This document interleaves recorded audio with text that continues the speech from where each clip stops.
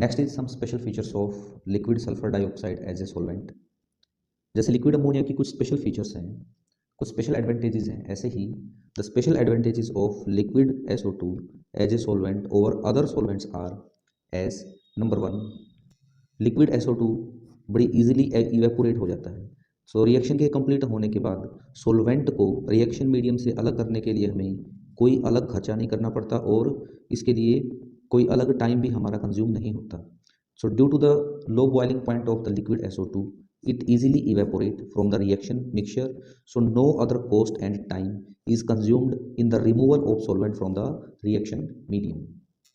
As you know that the liquid range of the liquid SO2 is very low, so it can be used for a chemical reaction at low temperature because of its low melting point, that is minus 75.5 degree Celsius. Third property is that liquid SO2 is a inert solvent. Inert solvent होने का फ़ायदा ये है कि reaction medium में जब solute और solvent को जब सोल्यूट को हम या कहें कि रिएक्टेंट्स को जब हम लिक्विड SO2 में ऐड करेंगे तो ये रिएक्टेंट के साथ रिएक्ट नहीं करता। सो किसी भी तरह का इंटरफेरेंस जो है लिक्विड SO2 का रिएक्शन के दौरान नहीं रहता।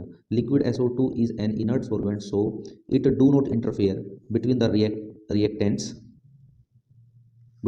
reactants which are used in a chemical reaction, between the reactants which are used in a chemical reaction.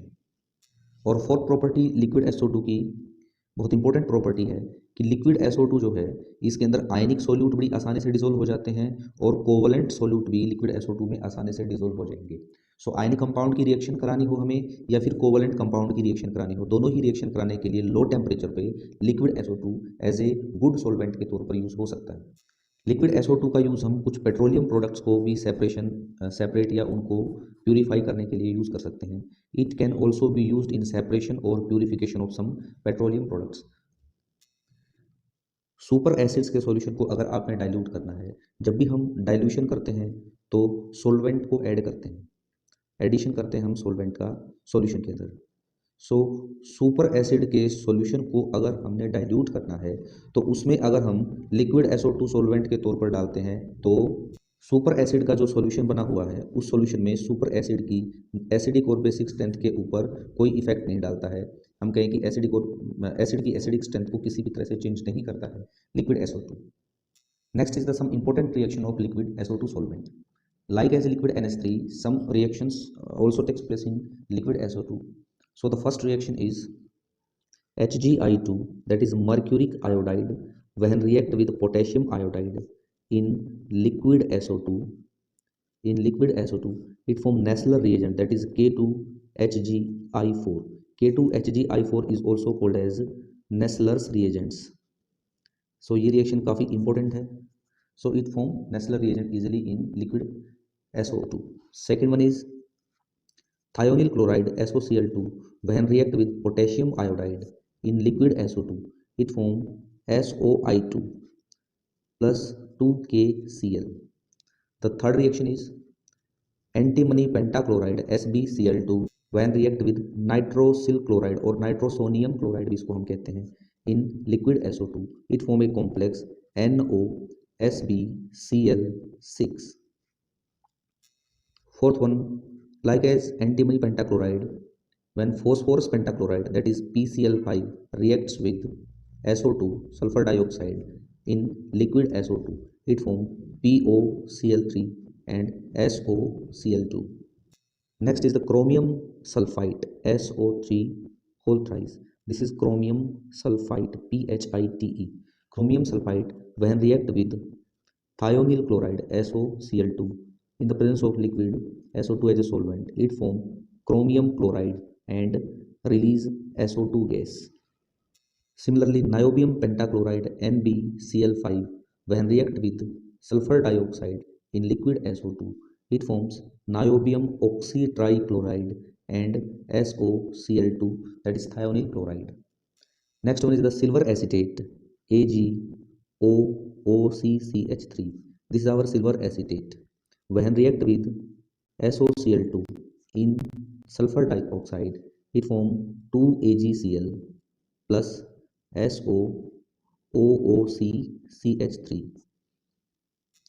This is called as thionyl acetate. So it forms the thionyl acetate. Next one is the cesium sulfite, SO3. Cesium sulfite when react with SO2Cl2. Here SOCl2 is the sulfuryl chloride. Sulfuryl chloride. In the presence of sulfur dioxide, it forms cesium chloride plus and release sulfur dioxide gas. Next is the chromium trichloride, CrCl3. When react with ammonia in the presence of liquid SO2, it forms a coordination complex CrNH3(6)Cl3. And last one is the reaction number 10, that is benzene that is C6H6. When react with SO3 sulfur trioxide in the presence of liquid SO2, it forms C6H5SO3H. और मैं इसको लिख सकता हूँ benzene के ऊपर जाकर SO3H group attach हो जाएगा. So this will form benzene sulfonic acid. Benzene sulfonic acid. Next important question is that why water is called as a universal solvent. देखिए बहुत सारे नॉन एक्वस सॉल्वेंट के बारे में हमने पढ़ा है जिनको उनकी प्रॉपर्टी के हिसाब से हम यूज़ कर सकते हैं, लेकिन फिर भी बहुत सारी या कहें कि most of the chemical reaction को परफॉर्म करने के लिए हम वाटर को ही एज ए सॉल्वेंट यूज़ करते हैं, क्योंकि वाटर की बहुत सारी प्रॉपर्टी ऐसी हैं जो इसको यूनिवर्सल सॉल्वेंट बनाती हैं. So first property is that water जो है वो लगभग तीनों स्टेट्स में हमें नेचुरली मिलता है अर्थ पे ही. So water exist in all 3 states naturally, that is solid, liquids और गैसेस, और I can say in vapour state. The next one is that water is easily available almost all the places on the earth. लगभग water हर जगह मिलता है हमें.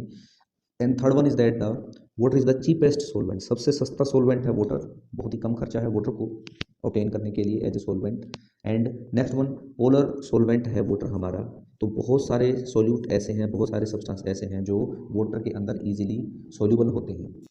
Next है कि water neutral solvent है. इसके अंदर जो भी सोल्यूट हम डालेंगे रिएक्शन कराने के लिए, जो भी रिएक्टेंट्स हम डालेंगे, उस रिएक्टेंट की एसिडिक और बेसिक स्ट्रेंथ के ऊपर ये वाटर सोलवेंट जो है कोई इफेक्ट नहीं डालता है. उनकी एसिडिक और बेसिक स्ट्रेंथ को वाटर चेंज नहीं करता है. और सिक्स्थ है that is water is non toxic, non poisonous. So water की केमिकल रिएक्शन हम वाटर में नॉर्मली कहीं भी किसी भी लैब में करा सकते हैं. कोई फ्यूम हुड या एक्स्ट्रा इक्विपमेंट्स की हमें ज़रूरत नहीं है, क्योंकि वाटर नॉन टॉक्सिक है. और सेवंथ प्रॉपर्टी है that is water having a good liquid range. It is having good liquid range. Good liquid range means 0 degree Celsius से लेकर 100 डिग्री सेल्सियस तक वाटर जो है लिक्विड फॉर्म में हमें मिलता है. सो इस टेम्परेचर के ऊपर या कहें कि 100 टेम्परेचर्स हमें ऐसे मिल गए जहाँ पर हम वाटर जो है लिक्विड की फॉर्म में एग्जिस्ट करेगा, और इसकी रिएक्शन जो है हम आसानी से सोल्यूट को यूज़ करके इसको एज ए सोलवेंट यूज़ कर सकते हैं.